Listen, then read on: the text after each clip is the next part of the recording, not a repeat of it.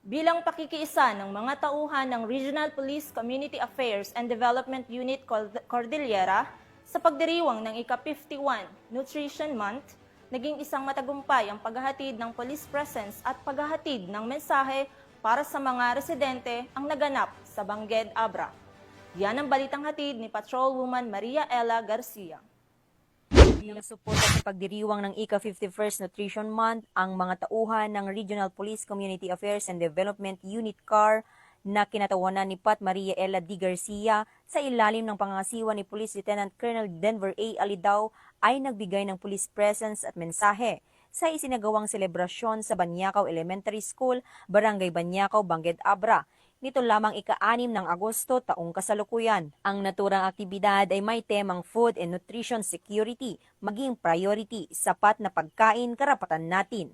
Tampok sa aktibidad ay ang matagumpay na Cook Fest, kung saan ipinamalas ng mga aktibong magulang mula sa bawat baitang ang kanilang husay sa pagluluto gamit ang pangunahing sangkap na malunggay.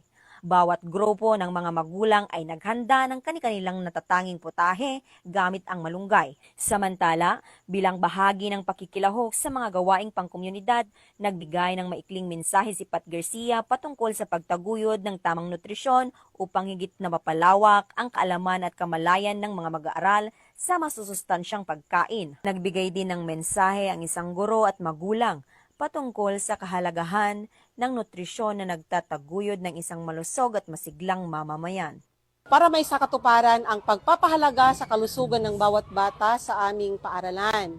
Ito ay upang matugunan ang mga pangailangan ng mga bata at maisapuso nila ang pagkain sapat o pagpapahalaga sa nutrisyon at saka pagpapahalaga sa mga pagkain katulad ng gulay, prutas at mga iba pang kailangan ng ating katawan. Okay, hindi lamang po iyon at sinasabi rin namin sa kanila na higit sa lahat, kalinisan ang siyang pairalin natin upang sa ganoon ay mapanatili nating malusog ang ating pangangatawan. God bless at mabuhay po tayong lahat.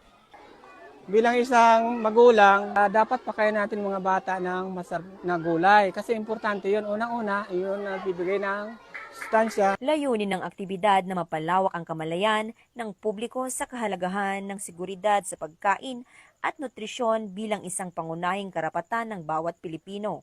Para di magkasakit at maging masigla. Ang partisipasyon ng RP Kadukar sa naturang aktibidad ay patunay ng kanilang patuloy na suporta sa mga programang pangkalusugan at pangkomunidad na naglalayong itaguyod ang kapakanan, kaligtasan at kagalingan ng bawat mamamayan. Mula dito sa Banyakaw Elementary School, ako ang inyong Police News Network Correspondent, Patrolwoman Maria Ella Garcia. Alagad ng batas, tagataguyod ng Balitang Pulis.